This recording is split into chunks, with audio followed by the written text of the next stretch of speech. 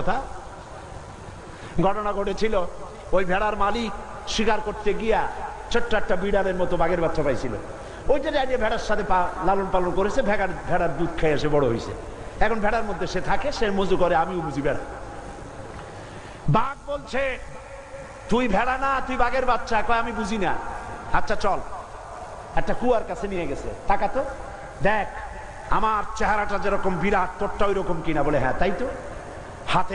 হাতের মধ্যে থেকে নখরগুলি বার কর, দেখ নখর আছে কিনা। কয় তাই তো আছে।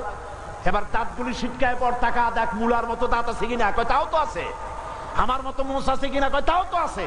চোখ দুটা আমার মতো বড় কিনা। কয় তাও তো আছে। কয় আমি তো বুঝিনি আমি বাঘের বাচ্চা, ভেড়ায় আমার গুতায়। আর আমি কই আল্লাহ আমার একটু শিং দাও, আমি যেন গুতাইতে পারি। পাগল কোথাকার, তুই তো আমার বাঘের বাচ্চা। হুঙ্কার মেরে গর্জন করে লাফিয়ে পড়। যে ভেড়া তোরে গুতাইতেছিল সব পালায় যাবে।